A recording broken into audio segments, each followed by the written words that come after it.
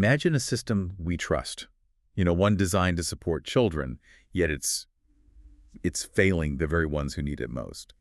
And what if that failure, tragically, links back to a child's race and their specific needs? Today on The Deep Dive, we're really getting into the profound and deeply troubling challenges within the UK education system, specifically for Black children with special educational needs and disabilities SEND. Yeah. We're working from a stack of really insightful sources here, reports, expert blogs from Dr. Shungu Hilda Magadza, and some critical consultations from the Association of Educational Psychologists, the AEP. That's right. And our mission, really, for you listening, is to carefully unpack how all these things connect the systemic racism, the widespread failures in actually providing SEND support, and a role, sometimes a complicated, even complicit role of professionals like educational psychologists or EPs. Okay. We want to shed light on why these problems are sticking around and, crucially, look at the big changes. Some people are even calling it a revolution that are being demanded. Right, a revolution. So let's dive in. What are these sources telling us? Because it sounds like they paint a pretty stark picture. A system struggling, interconnected problems. It's not just minor issues, is it? No, not at all. It's systemic breakdown, really. What's clear is that systemic racism is described as deeply embedded, that's the phrase used, within UK education. Deeply embedded. Yeah. And Claire Stewart-Hall from Equitable Coaching puts it powerfully. She argues that institutional racism, policy, and teacher racial illiteracy in schools, they act like systemic cogs that enable and mask exclusion. Cogs. Wow. So it's built in. Exactly. The insight here isn't just about, individual teachers being biased, although that exists. Right. It's more about the structures, the ingrained ways of doing things, the unconscious biases that automatically put Black children at a disadvantage, even if people think they're being fair. And how does that actually show up in practice? Well, in really painful ways, like persistent misdiagnosis, shockingly high rates of exclusion for Black children compared to their peers and parents. The reports show they're really struggling, fighting to get proper assessments, proper support for their kids. Gotcha. And then there's this concept, adultification bias. Adultification, what's that? It's where Black children are basically seen as older, less innocent, more responsible for their actions than, say, white children of the same age. Right. So their behavior, maybe immaturity or impulsivity or social communication difficulties linked to SEND, it gets interpreted through these lenses of adultification, seen as a threat, not as a sign of need. That sounds incredibly damaging. And you said this isn't new. No, definitely not. The sources point back historically. Black people from the 60s and 70s are still seeking justice for lifelong trauma. They were labeled backward as children. That old educationally subnormal label was used disproportionately against Black children back then. Wow, that's a long shadow. It really is. And Dr. Magadza's framework, her 6 stages model, it tracks how people or organizations move towards being anti-racist. It shows many EPs might be stuck in the early stages, stages 1 and 2, which are about ignoring or denying racism. So not even acknowledging it's a problem. In many cases, yes, or not seeing how it applies to their own work or the systems they're in. The framework highlights, for instance, how schools in Wales were actually accused of ignoring or denying racism by an equality charity. It shows how widespread this initial stage can be. Okay, that's a really unsettling foundation. And then you add the fact that this is all happening within an already struggling system for special educational needs. It sounds like a perfect storm. It really is. Yeah. Precisely. The SEND system itself is described widely as being in crisis. It's letting down children and their families. The numbers, they're quite alarming when you look at the funding and the EP workforce. Okay, what are we talking about? Well, educational psychologists are being forced to identify pupils' needs in one visit because there's no funding for more. That's down from maybe 3 or 4 visits in the past. One visit to understand complex needs. Exactly. And the workforce itself has shrunk. The number of EPs and local authorities dropped 13% in just 5 years, up to January 2019.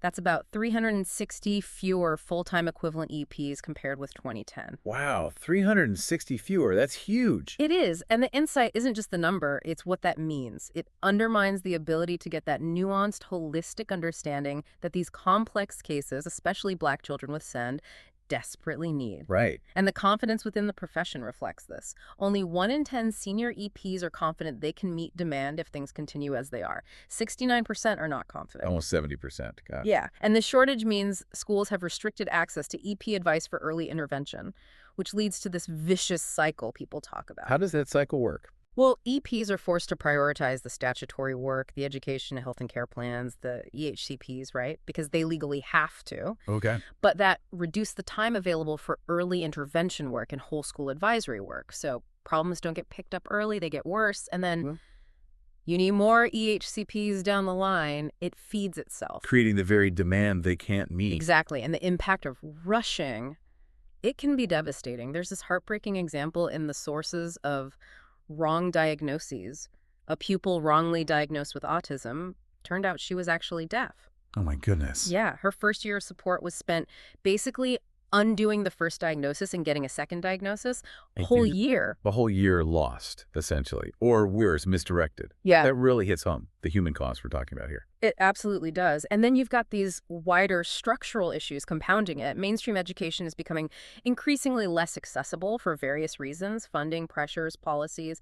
So there's more demand for special school places. Even though the thinking is often that mainstream, with the right support, is better. Generally, yes, that's the consensus for many children, but the system struggles to provide that support. And this whole thing is complicated by what the sources call the unfinished structural business of academization. Right, schools becoming academies, independent of the local council. Exactly. And that shift, that fragmentation, it means local authorities often lack the required powers and funding to enact their responsibilities for SEND properly. It creates this disjointed system where it's harder to ensure consistent quality support. Okay, so we have systemic racism, a SEND system in crisis, funding cuts, workforce shortages, structural changes. Mhm. What does this all mean for the EPs, the educational psychologists who are right in the middle of all this? The sources seem to suggest they're not just caught in it, but are actually part of it. That's a really critical point, and yes, it's a heavy mantle, as you say.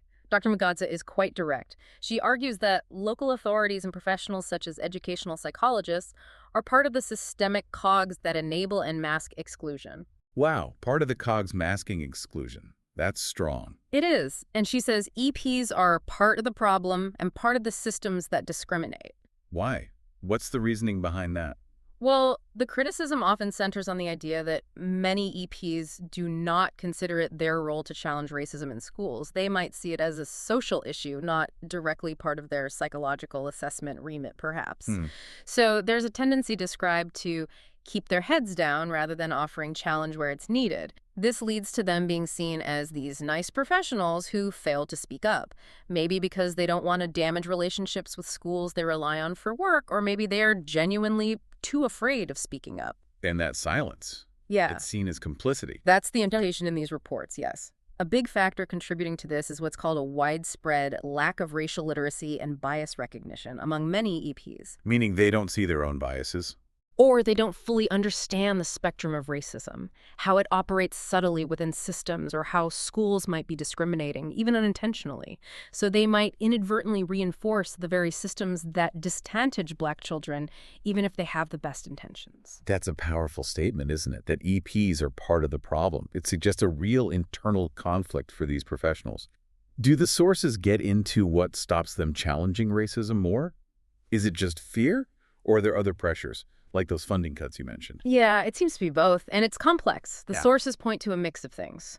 Definitely that fear of damaging school relationships, a lack of confidence or specific training in how to address racism effectively, and yes, absolutely, the huge pressure from underfunding. Right. That pressure pushes them towards diagnosis for the EHCPs, the statutory minimum, rather than that deeper preventative advisory work where they might challenge practices. It creates a really difficult environment for EPs to step into that more challenging advocacy role. Okay. To make this really concrete, maybe we should look at that case study you mentioned, Lewis. You said it brings these abstract ideas into sharp focus. Yes, Lewis's case is incredibly powerful for understanding the real-world impact. He's described as a bright boy. His cognitive abilities were average to high average range. He also had diagnosed specific learning difficulties. Okay, so bright kid, known difficulties. Right. But despite that, he was suspended 4 times and got 8 detentions in just one school term. 4 suspensions in 1 term. Yeah. Wow. And critically, his behaviors were consistently seen through those lenses of adultification we talked about. So seen as threatening, not as struggles related to his needs. Exactly. Perceiving his behavior and language as a threat rather than immaturity, impulsivity, and social communication difficulties. The school, the reports argue, failed completely to look at Lewis's holistic needs, Meaning? meaning his cultural needs as a Black child, his experiences, his low self-esteem, identity issues, and issues concerning belonging. None of that seemed to be part of the picture for the school. They just saw the behavior. They just saw the behavior interpreted through a potentially biased lens. And Dr. Magadza asks this really critical question, the kind that echoes through these sources. Yeah. If Lewis was white, how would the school have responded? Right. Is there a difference in the way this teacher school view Black children? And this just highlights urgently why EPs need to understand the biases we ourselves hold and how they impact on our work with schools and Black children and families. So Lewis's story really shows that intersection, doesn't it? Mm-hmm. Race and send colliding, made worse by system failures and potential bias. Absolutely. It shows how the structural barriers and the professional biases can just compound disadvantage. And it makes the case crystal clear for why we need culturally sensitive approaches, diverse staff, Black teachers, mentors who can understand and support these children properly. Okay, so this deep dive has really uncovered some profound problems, systemic breakdowns. But you said the sources don't just leave it there. They point towards change, not just tweaks, but this revolution. Absolutely. They don't just diagnose the problem. They offer prescriptions, and they're quite radical in some cases. The recommendations for change are pretty comprehensive, and there's a real sense of urgency. Okay, what are the key things? Right. First off, a massive need for robust anti-racism training for teachers, for EPs, and crucially, this can't just be, a couple of days tick box seminars. It needs to be deeper. Much deeper, ongoing work to really better understand the issues of bias and figure out the ways professionals might inadvertently discriminate. And EPs specifically are called upon to actually embrace being anti-racism experts. Experts in anti-racism, how would that work? Well, using that expertise to explore and assess the school's understanding and ability to deal with racism, applying a systemic lens to their assessments, not just focusing on the individual child in isolation. It's a fundamental shift in how they see their role. Okay, and what else? It means revising EP practice itself, moving beyond just looking at literacy and attainment, the academic stuff, to really address the holistic needs of the child. And that explicitly includes their experiences of racism and the discriminatory systems they might be facing. So broadening the scope significantly. Definitely. And then there's the practical stuff from the AEP, the Association of Educational Psychologists. Strong calls for more EP capacity, more funding. That means more training places for EPs, specific ring-fenced funds for SUND provision in all school budgets so the money can't just be shuffled elsewhere. Ring-fenced funds. That sounds crucial. Very. And making sure specialist support services are available free at the point of delivery for all mainstream school settings. So schools aren't facing cost barriers to getting help. Right. What about early intervention? You mentioned that cycle earlier. Huge emphasis on that. Everyone agrees the earlier the intervention, the more effective it is. But that needs a proper funded workforce strategy. You can't do early intervention without the people and resources. Makes sense. The reports also call for a clearer definition of what inclusion actually means, embracing the social model of disability. Can you unpack that? Social model. Yeah, so instead of focusing on what's wrong with the child, the social model focuses on the barriers society creates that disable people. So in schools, it means having a mandatory outline of what must be available for all children with SEND in mainstream settings, adapting the system to meet the child's needs, not forcing the child to fit an inadequate system. Okay, shifting the focus outward. Exactly. And coupled with that is the need for better funding reform and more accountability for local authorities. Getting Ofsted, the inspectors, to put greater emphasis on exploring teacher racial literacy and checking the capacity of the local authority and its services to actually deliver, holding the system accountable. Accountability. Right. And finally, a really big one, moving away from zero-tolerance behavior policies. Towards what? Towards things like trauma-informed approaches, relational approaches, restorative approaches, nurture-based approaches. Basically, seeing behavior not as defiance to be punished, but as communication. Communication of unmet needs. That sounds like a fundamental shift in philosophy. It absolutely is. It requires seeing the child behind the behavior. That's a powerful and incredibly detailed vision for change. These aren't just small tweaks, are they? They're foundational shifts across the board. But I have to ask, what's the biggest barrier to actually making this happen, getting this revolution going? Do the sources talk about resistance? That's a really crucial question. And yes, the sources suggest one of the biggest hurdles is just overcoming the inertia, the sheer fragmented nature of the system itself. Inertia. Yeah, remember that imperfect cogs analogy? The system is described as these parts that don't quite mesh, creating friction between everyone, parents, teachers, EPs, councils. There's this tendency for everyone to blame everyone else for the system being stuck or broken. The blame game. Exactly. So the main resistance seems to come from a lack of joined-up political will and maybe the entrenched interests that are perhaps comfortable with how things are, or at least resistant to such massive change. So it's about getting everyone pulling in the same direction. Pretty much. Yeah. The call is for all the stakeholders, parents, educators, professionals, policymakers to stop pointing fingers and instead unify, to demand fundamental reform from the top, from the people who hold the purse strings and the power, recognizing the whole machine needs an overhaul, not just tinkering. Right. As one report really powerfully puts it, we need a collective, collaborative, and unified response from everyone involved to essentially roar back at the guardians of the system and demand that revolution which gets sent into the heart of the education system. Not just an add-on, but central. Roar back at the guardians of the system. Okay.